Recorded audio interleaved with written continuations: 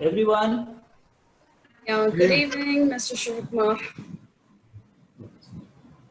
So let me begin with a slight introduction. So we are very, very happy and glad to announce this next set of sessions that we are trying to do on rainwater harvesting. Many people would have attended the previous webinars in the last 4 weeks on water challenges during and post COVID-19. With the experiences that we gathered, we have started this new series on rainwater harvesting as a webinar series, and we have a galaxy of eminent speakers who would share their ideas and perspectives. I would now request Professor Pradeep. The nation and its people. As Sripati said, there have been many sessions on rainwater harvesting. But one more will not hurt it. We are starting this series with Mr. A.R. Shivakumar, known as the Rain Man of Bangalore. The rainwater harvesting program of Karnataka State Council for Science and Technology has produced a fine document. It's called Amrita Varshini, authored by this very same person. I'm glad that he is the first speaker of the series. The quantity of water has remained same, and then it will not change. The water molecules what we are using today are the same water molecules what dinosaurs drank billions of years back. And this is the primary source of all the water what we have. And we need to worry about approximately around 100 to 135 liters per capita per day. And in particular, 3 liters, which is for drinking, which need to be quite clean, both quality and availability for every person on this earth. Of course, water is not just for only for the human beings, all other creatures on this earth also we share. This was what we had. Water was our own responsibility, and in fact, we used to go to the place where water was available. Most decentralized and sustainable system which we had. We moved on. We moved on to large centralized systems as the civilization grew, and many a time it has become unsustainable. And we have moved on to a place now we have this water as a commodity, and most of the places we have water dispensers or this water ATMs, which we have already started seeing in most of the towns and even villages. It has started coming in. Is there something which we can do to have the sustainable water supply and respect what we had earlier? Can you bring it to that? Nature has all the gift of this water available to almost everyone, including all other creatures, and it's in plenty. Only thing is we need to manage it properly in such a fashion that it is equitably distributed among all, and in the need where it is required in that particular quantity and quality. The rainwater harvesting is as simple as this. We'll start with a collection place of our own building roofs. The roofs are more cleaner compared to all other catchments what we have. So we start with the roof collection. So collection from the roof is very simple. Whether it's a flat or inclined roof, the water flows down. Instead of allowing it to go out, we can collect it in tanks. And excess water, instead of allowing it to flow out, we can recharge it to the ground. Why recharge? We have been using groundwater very extensively. In particular in India, almost every place we have exploited the groundwater. Unless we recharge, naturally it was happening, and now also it's happening, but the quantity of withdrawal is so high, we need to use artificial or accelerated methods to see that the water percolates into the ground. An old abundant well is a classic example. You allow your roof water to go into that, it will recharge. Or we can create one recharge pit or a well, which I will show you in future slides. And the rainwater would be the immediate resource to augment the existing water supply system. We can't move away from what developments which have already taken place. We can see that how we can augment and see that sustainably everyone gets water by simply catching where it falls. And the rainwater harvesting methods, broadly we can divide in any of our civilized either urban places or in the rural places in 3 categories. rooftop rainwater harvesting, runoff from various places like landscapes, parks, stormwater drains, roads, etc. Here also we can harvest either for recharge or for the reuse. Natural storage and collection through lakes and tanks or water bodies is very important. This will complete more or less the rainwater harvesting. It has been happening for thousands of years, various places in different form. Let us see how this can plug into our modern system. Rainwater harvesting can be as simple as this. It's already started raining in most of the places. The rainy season has started. The roof water flows down. Collect it in few buckets and take it inside. That is what requirement is. Rainwater is the purest form. But how to remove the contaminants which are coming on the roof, we will see that. Any rainwater harvesting system will have 4 categories of this steps. One is the collection. We need a collection place, either a roof or an open ground or a park or a large industrial area. Then we need to channelize that so that we can filter and use it. Filtering is very important. Depending on what kind of usage we have, we need to filter to that quality. For just agriculture purpose means we just need to filter some debris which can flow through the pipe and pumps and the irrigation system. If you need to use it for drinking, it should be potable. If you are using for the industrial purpose, the standards are different. So filtering is something which is very crucial. It plays a catalytic role to see that the rainwater, though it is pure, gets contaminated or mixed up with other contaminants on the collection areas or the catchment areas, need to be separated. Then afterwards you have 2 choices. One is the store and reuse, or you can recharge to the ground. Or a combination of these things can be used so that partly you store and recharge to the ground. Believe me, storage is the largest or the highest cost in your rainwater harvesting system if you are building. So recharging it to the ground or storing it in the Mother Earth is the cheapest way to store. Millions of liters can be stored because in several, maybe 2-3 decades, we have been withdrawing from the ground. Those aquifers are the voids where we have in the soil or subsoil or weathered rock, we can store comfortably this rainwater and we try it when we want. We can store or collect it from an inclined roof also, whether it is a tile roof or sheet roof or any other inclined roof. We need to collect using gutters and pipes. Even the flat roof we can collect, bunch all those downwater pipes and take it to one place to collect. And how much water we can collect? Simple calculation. Basically, you need 2 figures. One is the catchment area of the collection place and the rainfall of that particular place. If you want 1 year's total requirement, how much you can collect or the total potential, you just need to multiply the area by rainfall. Area in square meters and annual rainfall in millimeters will directly give you the liters of what potential you have. In feet also you can do only things. It should be in square feet, inches in rainfall, and a constant of 2.36 will give you the total quantity of water we can collect. Whether it's a small house, large industry, or a catchment area of several acres, the formula is same. We need to bring in a factor called efficiency of collection, because what is potential, what is actual differs. What is potential is theoretically how much it can rain and how much you can collect from there. Practically, what it comes to your storage place for direct use or for recharge, it depends on the efficiency of collections like runoff coefficient, filtration system efficiency and all that. Roughly for a building, when you have flat roof or inclined roof, which is hard surface, you can safely take 85% collection efficiency, and this level. For a small building, rainwater collection can be as simple as this. You have a downwater pipes, the water comes down. The first flush is very important. Once you repeat the first 3 minutes or 5 minutes of the water from your roof, your water is almost clean. Then whatever the debris comes, it can filter through a cartridge and come to your storage place, and you can collect and use that. As simple as this. Next 3 slides will show you how simple you can collect from any normal building. You have a building roof and the downwater pipe, and the water is now, rainwater is flowing away. Just interconnect them by using a pipe. After that, connect a filter which will remove the dust, bird droppings, leaf litter which have fallen on the roof. Then the water is diverted after filtration into a storage. That's all you need to do. Very simple, anybody can do.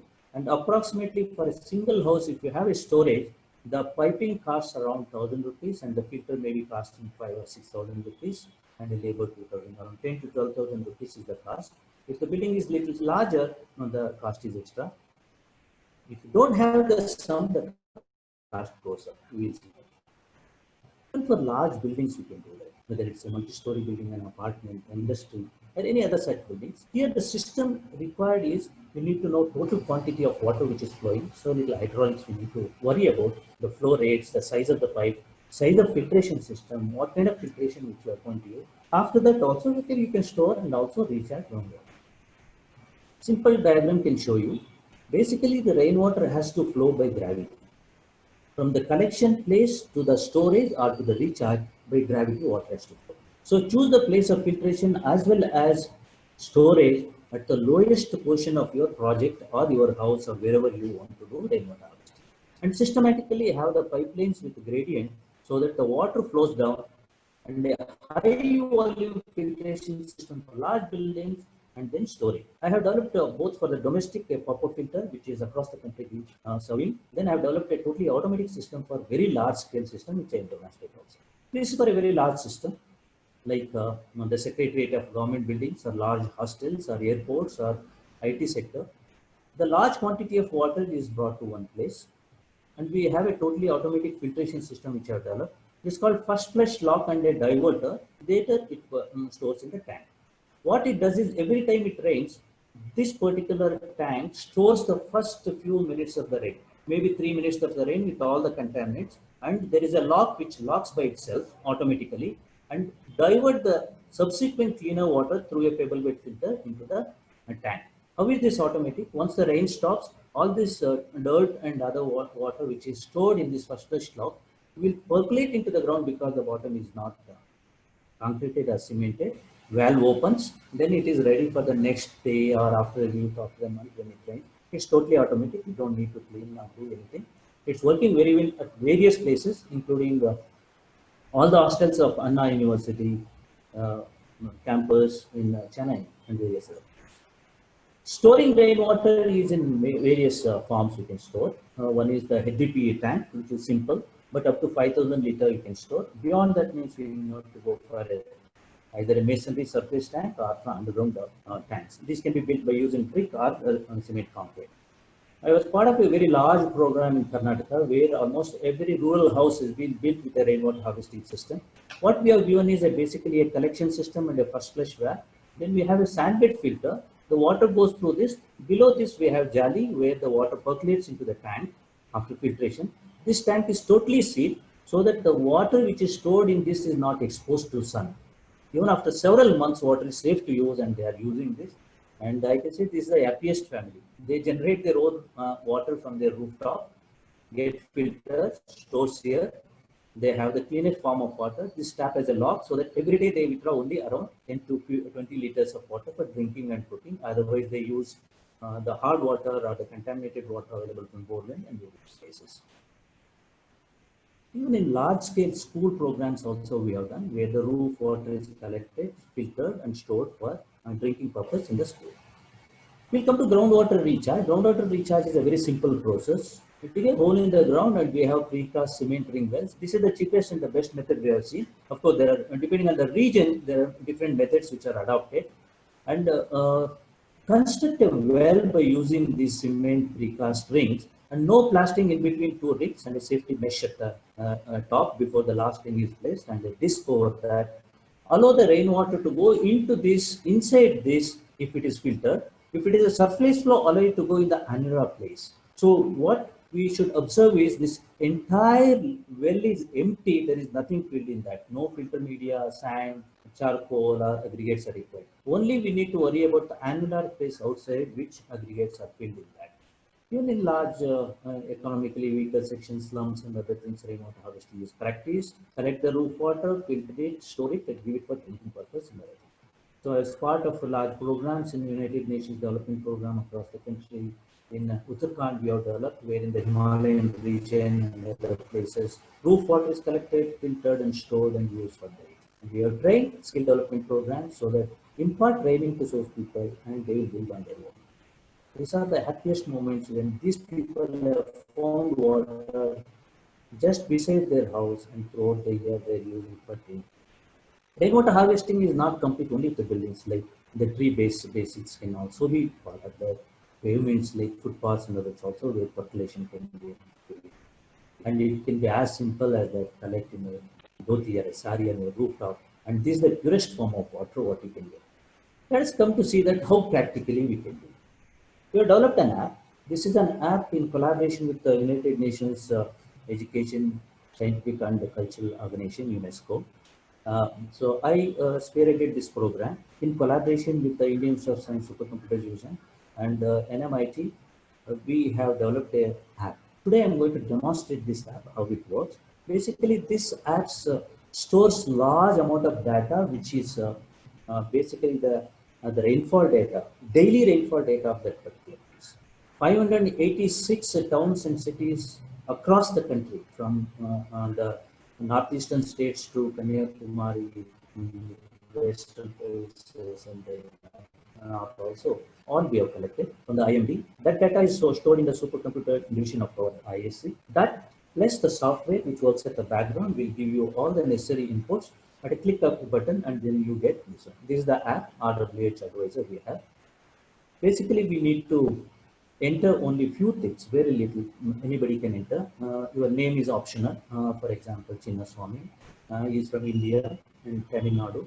And the district, if you know the taluk, you can also type the taluk. If you enter this, automatically this entire thing shift to that particular place. For example, here Erode, what are the last 50 years and daily rainfall data it analyzes, takes the synthesis of that, and what are the soil characteristics, how the water is used, and the building type. Here you can click either the existing build or the building or the proposed building. You can go to the type of roof, whether it's a flat roof or inclined roof.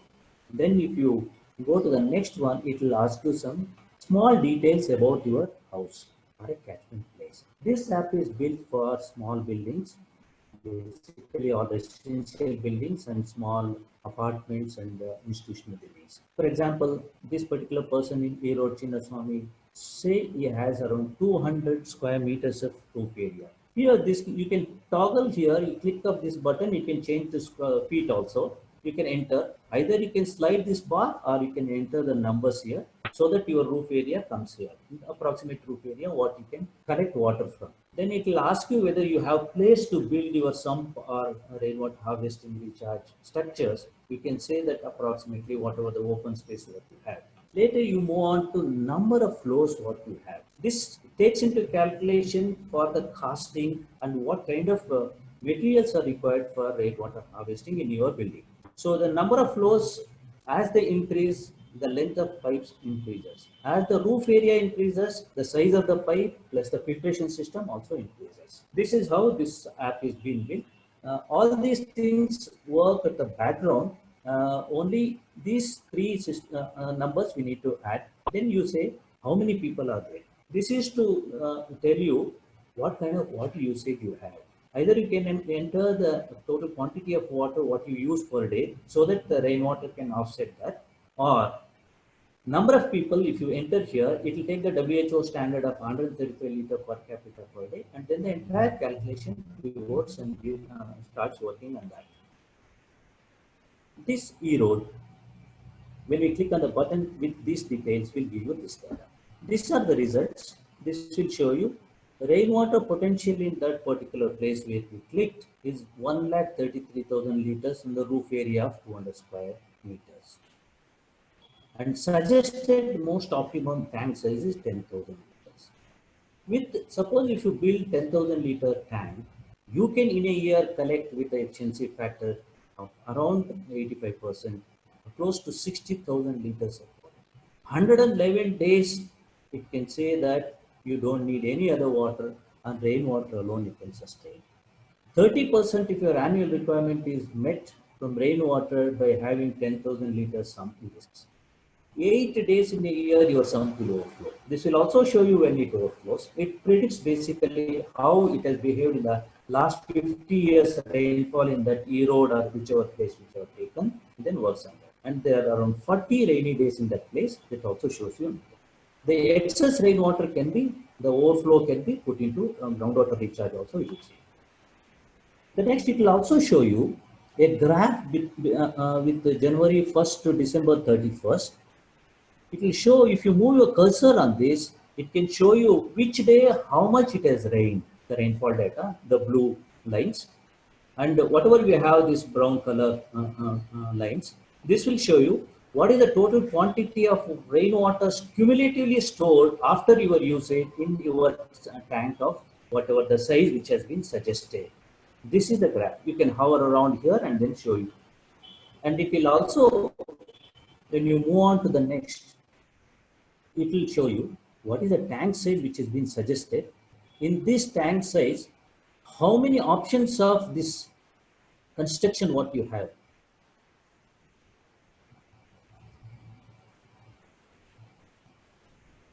So some questions are coming up. Sorry, I think we'll reserve the questions to the end.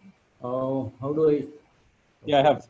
Yeah. I have. Okay. I think the chart we can mute that so that we continue the presentation. We'll take the questions later. Thank you.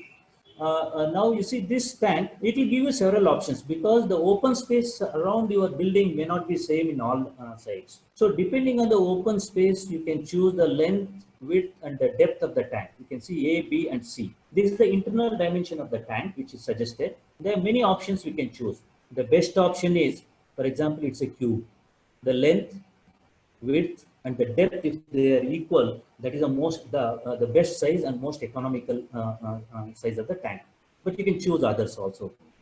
Once you have chosen the size of the tank, here also again you have toggle. At various places I have this toggle button where either from meters to feet or feet to meters you can switch depending on what you require. Okay. Yeah. Now, if the tank size suggested is 5,000 or less than 5,000, it suggests you should not build. It's not required. You can go in for HDPE tank, which are more cheaper. Like 5 to 6 rupees per liter, you get a tank. Otherwise, if you go for a brick masons, which is between 5,000 to 25,000 liter, only brick construction, burned brick, chamber brick construction can sustain or you can do. And that's the up to 25,000. Beyond 25,000 liter, you need to go for RCC tanks. This is what the app suggests. Afterwards, it will also give you the cost. This cost is basically what we have done is, we have run through several costings across the country in various places. Some of these things are very standard and pipes and filters and other things are not varied, but labor little varies. So depending on that, the app chooses the data from its background and starts working. Now, the number of downtake pipes are 4 in this particular building for that area. 110 millimeter is what is suggested. If they use bigger or smaller, I think this will be the right one as per the Indian building codes. And the number of filters required, I have taken the pop-up filter which I have developed. There are many other brands which they can use depending on the manufacturer's guideline. What size of roof it can handle and how much water can flow through that, you can figure into that and factor that. Here I have taken the pop-up filter design which you have developed. And the tank cost, it will give you how much it costs. The brick masonry tank, approximately around 9 rupees per liter, around 90,000 rupees. Then the piping cost for the number of floors what we have chosen, the total pipes, and the filters we need to, and the labor cost, approximately around 1,25,000 rupees you require for this. The next you have many options. One is, suppose if you go back, in our earlier slide I showed you the option now, storing and reuse. You can see this button in our app. If you choose store and reuse all what I said earlier, this navigation will come and you can choose. Suppose if you click on recharge, suppose you don't want to use the rainwater directly, you can go to recharge groundwater. This option will come. And once this option comes, how to recharge will come. Depending on the place of that particular soil structure and various other parameters, porosity and so many factors it takes, and then it says. And there is an also important note we have given. Do not attempt groundwater recharge at these 3 places where the groundwater level is already 5 meters and above. There is no point in recharge. Groundwater level is already high, naturally. Hard rock strata where the water cannot percolate. Selected region in low-lying areas of flooding areas. No, don't do rainwater harvesting or groundwater recharge in these 3 areas. Suppose if it is conclusive to do rainwater harvesting for groundwater recharge, you can use structures like this. This particular E-road what we chose, this is the structure what we have suggested. Basically, a open well using precast cement rings, nothing filled inside. Only in the annular place, whatever the gap is there, fill the aggregates and then start. Then the potential is 3,76,000 liters in the allocation, how much it can go into. And even the costing also we have worked out here, depending on the digging cost, labor, the pipe fittings and other costs, the cement rings, how much it costs, the filtration system, labor and all that. This is the cost which you can get. Here again, we have two options. Depending on the hardness of the soil, either you can go for 3 numbers of the pit or 2 numbers or 1 number, depending on that, it will suggest. Yeah, we have this again. This is the graph which shows how much water can go into that. Then we have several buttons to show what we can do with this app. There are these buttons at the bottom. Suppliers. You click on this supplier. For that particular place, there are some enlisted, either the sellers of these tanks, pipes, and rainwater filters and various other things which are available. And if you go to the next one, if you click the button, you can see that the government agencies involved in doing that rainwater harvesting in those areas, their phone numbers and other things. If you scroll down, there are many entries in that. And also we have enlisted plumbing contractors or trained people who are available in that area. Here in that, I've taken this as the Bangalore. I myself have conducted more than, I think, 200 and odd training programs for these architects, engineers and all that. And totally we have conducted 800 of them. Around 2,000 of them are available in 290 pages we have here. If you type the area of the place, you can get the plumber list. You can choose any of them. You can choose, ask them with a mobile number, email address, and other things are also available. So this app is available for you. This is readily available in the net. And there were some issues regarding the hosting of that. Maybe it will be shortly, it will be resolved. It's called RWH Advisor. Now we can go live on this and then share the this one. Yeah, I will show the live video. Before we go live, Mr. Shivkumar, we have been receiving questions on the app in terms of where it is launched, how it is launched. I'm not finding in the Google Play Store and all that. Yeah, I told you this is, as of today, there are some issues of the hosting. It will take maybe another few days time to do that. Let me complete my presentation, Sripati. Yeah. So that there are some questions which they are asked are already answered in my future slides. Because I'm going live now. This is live now. For example, this you can go into this app. I'm live now. So here, okay, I'll take example of Sripati. So India, then the select the state. This is select the state. We can. I will take Sripati from and little shellfish. I'll take him from Karnataka. Okay, Bangalore urban, Taluk to Bangalore south. This is what we need to select. And then say Sripati's house is existing house and he has a flat roof. And then you navigate next. Yeah, this will come. And here again, depending on the roof area, how much either you can enter here or you can bring this tab to the slider to any place. Yeah, for example, this you can come to 180 or say 200. And here also you can play around with the numbers. What is the exact roof area of your place? Say, for example, you have around 200 square meter, or you can click here and go to square feet also. There is a toggle. And here also we can say there is some place available, say 30 square meters. This is some numbers I am giving you. You can take number of floors. You can say that how many floors you have a building, and the number of residents. Sripati is a small family. Say 3 people. They use around 405 liters per day. You can change the number also. If you go here, user calculation, you can enter your number, either 500 or 300, so that the entire software takes that number. Now here you have 2 options. One is store and reuse or recharge. First go to the store and reuse. Then you just click. This is all what you need to do. Only your roof area, your place, and how many people are there, and what is the number of floors you have. If you give this, the entire thing, the software at the background will, and immediately, instantly, all the results will come. Yes. This is here Sripati, Karnataka State, Bangalore Urban, Bangalore South Taluk. So your house is located here, the existing building, RCC, then the catchment area, what is the place available, and the 405 liter per day you are using one. Bangalore South receives 881 millimeters. This is the last 50 years rainfall data, 35 inches. This is what the background data which is taken. This is the site selected. Yes, we go into the suggestions. What the software has suggested is recommendations. Sir. You need to build a 12,000 liters sump or a tank. 12,000 liter tank will be most optimum. You can build bigger one also. I will come to that later. You have the potential of 1,58,580 liters from your roof. With this 12,000 liter, you can harvest close to around 99,000 or 1 lakh liters of water. 98,820 liters with an efficiency factor of 85%. Then the rooftop rainwater is available 244 days in a year. You don't need any other water by just 12,000 liters, and in Bangalore South and with the rainfall water.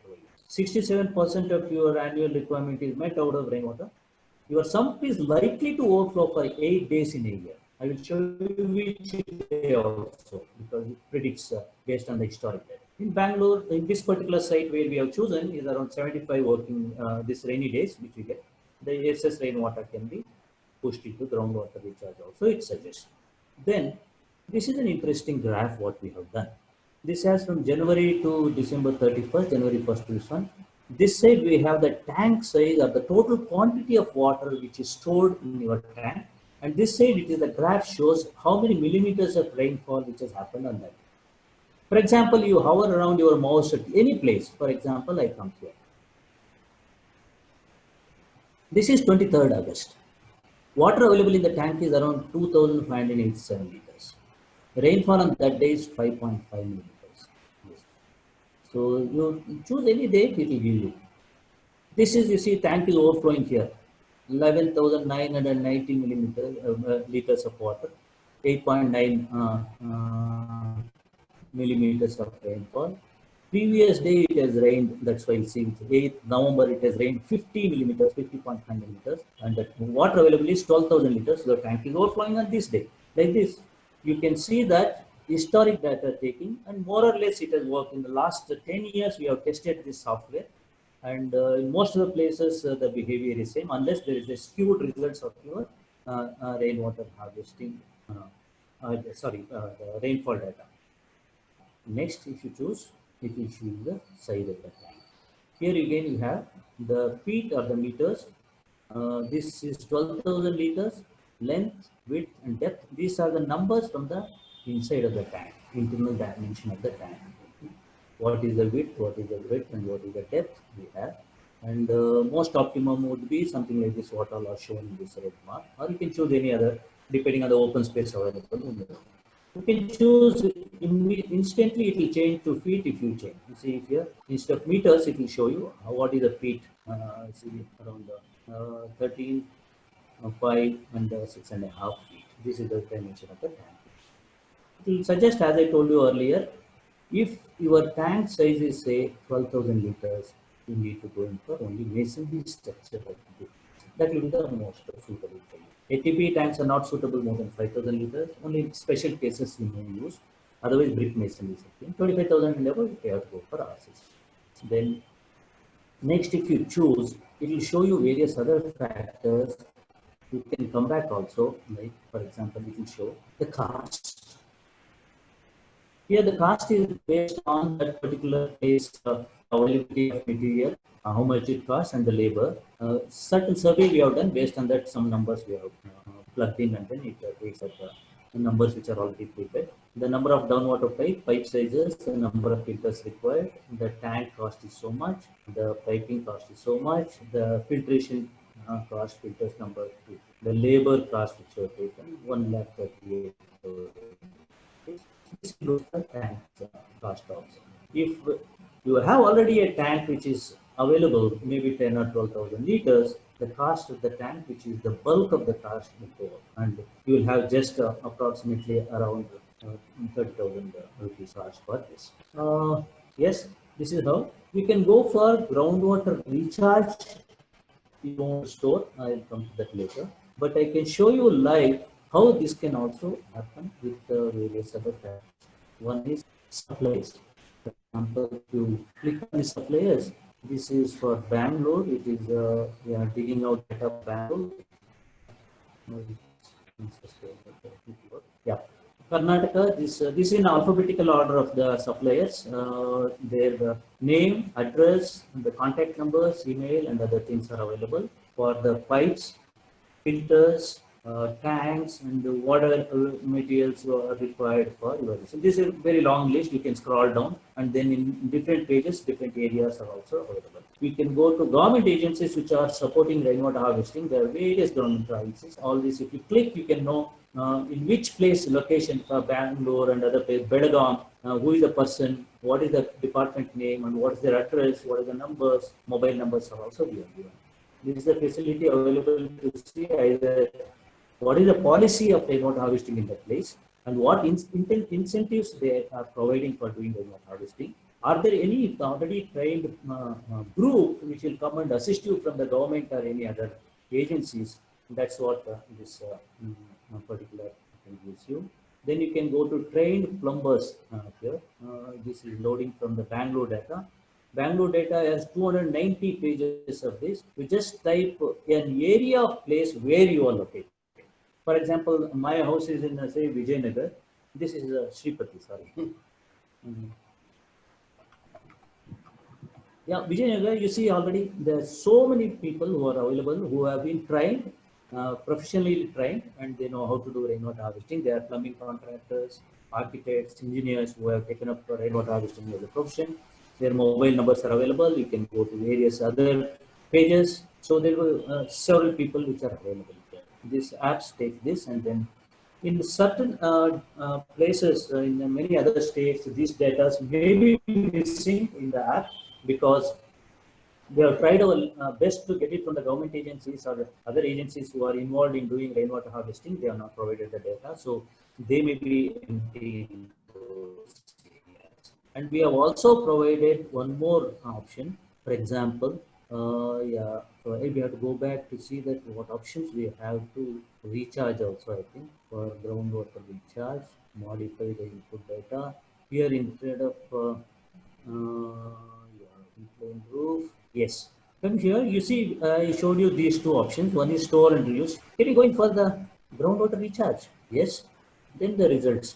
Yeah, these are totally different results now what we get. The primary data remains same, but it will show you the option of what you need to do about groundwater recharge and where you should not do. All these options will come. Assumptions and other things are also here. You can click on that and see what is the porosity and various other things which are available. These are the drawings which are available. See that you can see how the number, option number 1, what is the number of pits, diameter, depth, how much it costs. Option 2, you have the same, but only one pit because the depth is higher. This is 6 meters, that's right. And here the dimension, how to build all these are available. So these are some of the options. Here again, the costings will come. In the similar fashion, the costing is also worked out for groundwater recharge here. Yes. Yeah, let's go back. And then there is something else also I want to show you. Yeah, and the basic parameters remain same. Next. Yeah. So, Mr. Shivkumar, we have roughly around 12 more minutes left. Okay. I have some questions. I am almost done. I am almost done. So I will end the session now by showing the option, one more option. You can modify the input data if you want to play around and go for storage, results. Yeah, and yes. Here to suppose if your cost is higher, you feel that you can't afford a 12,000 liter or the total some capacity, you click here and go for optimizing your tank. You can play around with that and then change it, right? Yeah. So that's how it changes also, right? Okay. Yeah, this is the app which we have developed, and I think I can go to the presentation mode. Yes. And so many questions have come in terms of what is the link to this app right now. And we have, for your information, Mr. Shivkumar and all other participants, we have clocked around 520 when the session has been happening as the number of participants. okay. And, Thank you. We thank you, Mr. Shivakumar, for the excellent views on how rainwater harvesting should be done in several platforms, in several conditions and circumstances. And Can you see my screen? yes, yes, The last screen. Thank you. yes. Okay, right. So Okay, now it's open for questions. Yeah, many of them have been asking for the app live right now. Would you suggest something on that app directly so that people go and log on? You just come to my. As of today, it is not available because there are some issues about renewing of the web host. So in my blog, it will be available. rainmanspeaks.blogspot.com. It will be something like this: rwh-advisor.info.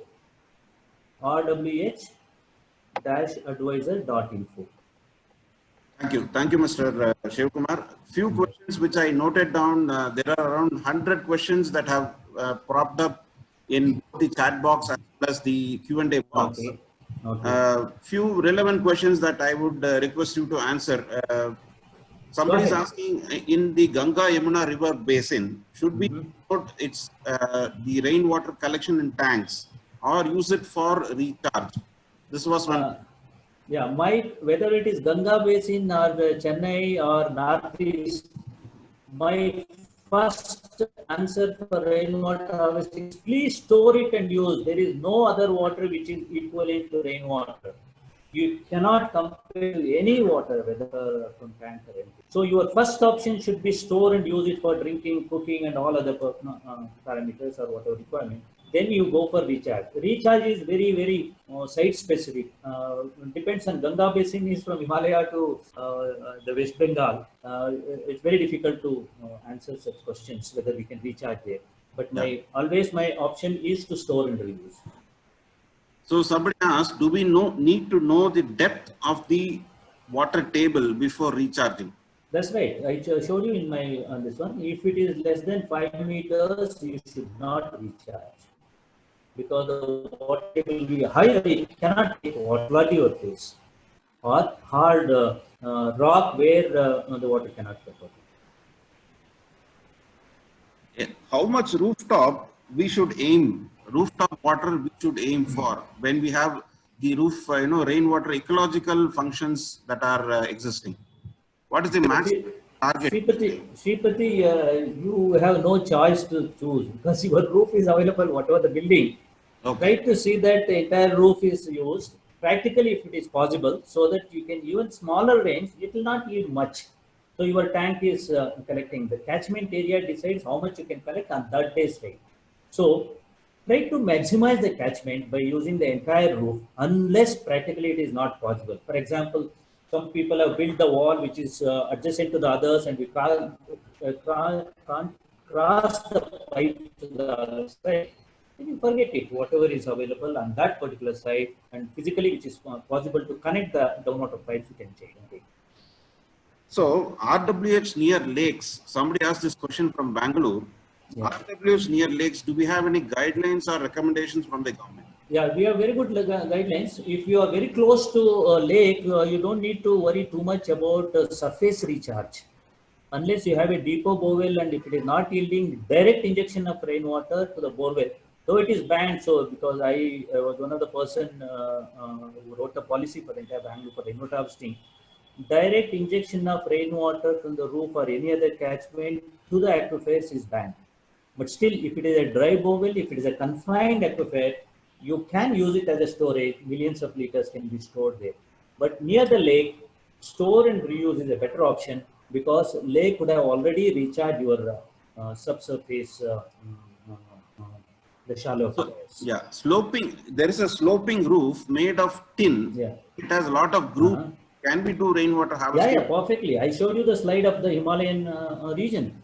Yeah. There they have only corrugated sheets and that is perfectly made for rainwater harvesting. Absolutely no problem. Somebody asked, what is the method for slum areas for rooftop rainwater harvesting?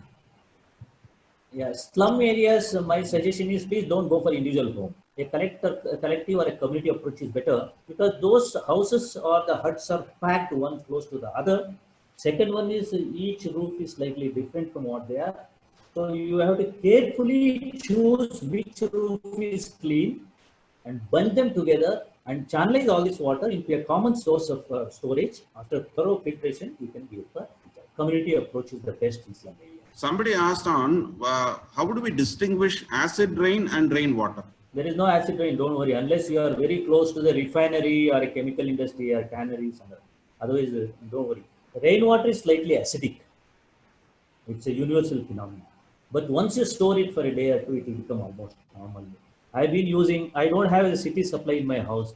You may be knowing about my house. It's called Eco-Friendly Home of Bangalore. Across the globe, it's known. For last 25 years, I don't have a tap or a pipe connection to my house. And we are surviving on rainwater for all our needs, including drinking. So, drinking rainwater, using it for cooking and even for bathing, nothing will happen. Your health is good, your skin is good, and safely you can use this water. You have been very popular in Facebook and other social media on this aspect, especially Shiv Kumar. Thank you, thank you. You can make zero water, as a consumer. You don't depend on any other sources, but Yeah, not a drop. I have excess water in my house. in fact, Every year. somebody asked from Bihar how to teach in practical and theory for students on rainwater harvesting. I think ICCW is a good platform. We can devise some very good the web-based material, and then in different languages we can post. My book Amritavarshini, which you are kind enough to share with others, the link at things. Of course, the link is disabled because you are not given the credit lines.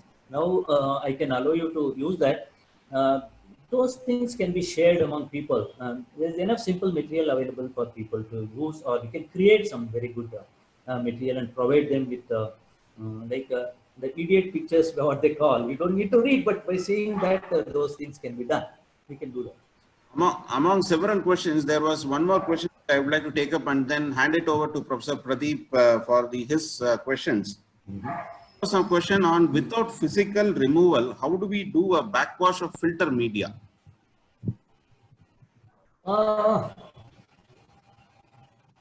We don't need, maybe he's talking about the sandbed filter. Yes. Because there are several kinds of filter. The filter which I have developed, you don't have a filter media to be removed, cleaned and all that. Both for smaller and very large structures. I have this filter. It's working very well in all the hostels of Anna University. You can go see it for yourself. There the filter media is only pebbles. You don't need to wash it. And all the bird droppings and whatever organic materials, the earthworms and other the microbes will take away. And you don't need to even clean. They are not even touched those filters for years. And they are using it for the hostel cooking and all that. That's the first class lock and developer. Only thing is you have to buy this gas filled high pressure valve. That is first class lock which I have developed, and it's also not very expensive. It's under 10,000 per any size. You can use. I request you to stop sharing the screen so that Professor Pradeep is able to come up onto the screen. Thank you, Kumar, for the excellent insights and presentation. And right now we have 457 participants with us in this seminar, in this webinar series. And over to you, Professor Pradeep. Well, it was a fantastic session, Mr. Shivakumar. Your passion for rainwater harvesting came out so clearly, and so it was so engrossing to see that. Now, my question, well, of course, let me ask a few questions on behalf of everyone around here. We are all so passionate about rainwater harvesting. Are there any risks involved? If we don't do it well, are there risks? Should we be careful about? Or anybody can do rainwater harvesting? What would be your take? Policy risk is zero. Nobody can stop you from doing rainwater harvesting in your premises, and you have the right to do it. And in the first place, there is no GST for rainwater. Anybody can go across the country wherever you are, and it's freely available. Like your salary, it comes judiciously every season and then provides you rainwater. Practically, there are some problems. Unless your catchment is known to you, and what happens on your catchment, you should not use. For example, there are some apartments where there are some ACs or sewage treatment plants which are installed on the roof, and there are a lot of leakages which are happening. And if you start harvesting that water and putting it into your tank and trying to analyze what is this water, what you need to, how do we use this, it will be very difficult. It's a dangerous thing to do. So you should know what is the catchment. You should have good control on that. You should have a very good discipline in your apartment or an industry. Then you can do. Secondly, there are external factors like refineries. If you have refinery, there is a lot of sulfur and NOx and SOx which are already there in this one. They come and then I don't know what all you will have in your water, tanneries and everything. The external factors. Third one is your geological condition. For example, your building is built on a very soggy or a refilled soil or something like that, where the foundation may not take too much of water pumping in there, and the subsoil water should not become rich. Then there is a risk to the building and the structures. So these are some minor things which you need to take. Otherwise, I don't see a big risk for rainwater harvesting. Stored water for a long time, especially in our kind of concrete structures and all that, see whether there is any problem of algal growth, contamination of any kind. Professor Pradeep, sorry, because of the time I couldn't show some of the slides. The water will not get contaminated because water is colorless, tasteless, odorless, shapeless, there is nothing. You know that. But in the presence of sunlight and air together, whatever contaminants which you just spelled out, whether it's algae, bacteria, worms, and other things will grow because of these two things, including our life or the plants. They need sunlight and air for oxygen. Remove any one of that. For example, just beside you, you have a bottle, transparent water bottle. That if it is sealed bottle supplied by a person or a company, it will stay for 1 year, nothing will happen. You can keep it in your shelf if you don't open that. Though the light enters, there is no oxygen inside because it is filled up till the brim. And whatever the gap, they may be filling that some inert gas like nitrogen or something. So there is no support for life to the oxygen. Whereas our tank should do the reverse. You cannot stop, you cannot stop the air or oxygen inside your tanks, either underground sump or overhead tanks. We can do the reverse. We can stop the light. If you store water in dark, total dark, pitch dark, you can store water without any contamination for 1 month, 1 year, 10 years, 100 years. You may not be there, but still the water will be clean as the day today, what you have stored. You can take it from me because the groundwater from the borewells, what we are drawing, we can't date it when it was stored there. And maybe thousands of years. Today we withdraw that it is crystal clear without any this. Of course, except the geogenic or the minerals or salts which are dissolved. Otherwise, the contaminants what we are referring to rainwater, none of them. So the first rule of thumb is see that your tank, whether it's underground sump or the overhead tank, when there is no water, if you get into that and close the lid, it should be pitch dark as you have closed your eyes, not a single ray of light. The weakest point is the overflow pipe. Instead of providing it straight, you provide with a bend and maybe 2 feet of extra pipe. Light cannot travel in zigzag path, but air can travel, water also can travel. Second weakest point, your lid on the top. Basically, most of the people, they put a Kadapa slab or a concrete slab. There is a lot of gap, the light enters. You have the cast iron chamber covers available, U-lip available all along the ring. They are called airtight chamber covers. Use them as the lid and the overflow pipe properly. You can store water for any length today. There is nothing like old water or new water. You only told that water what we are using the same molecules for millions of years. This is small fundamental what we have learned in the primary or the middle school we need to follow for our daily life. And not only for rainwater, this follows for any kind of water, tanker, borewell, city supply, same. You have been so passionate about water, and people would like to know, when did that passion start and how did this passion start? And this passion, if you were to impart to people, how will you impart that passion? I come from a very remote village. I don't know whether you want to tell. I come from a very remote village in Karnataka, Tumkur district, a village called Ammanagatta. Every day morning before I wake up, or when you are very young, my mother used to carry a big rope on her shoulder and two the copper pictures of the pots and go to the far off well and bring it. At that time, when we slightly grew up and started going to middle school, they transferred that to us, and I was doing it with my sister every day. At that time, I was thinking, so good water is available at just 5 feet or 10 feet below the ground, and we used to happily go there bring it. But when I grew up, sometime during my engineering, I went back to my village and saw that there are no wells.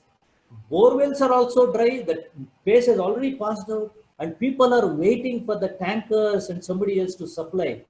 And in Bangalore, when I moved on to a house where, not my own house, there, in fact, water was not available in that area, the piped water, the bore well has dried up. You should have seen that light. Then I decided, if I build a house, I will see that every drop of water which is falls in the roof and in my open space is not spared to anyone, but I use it.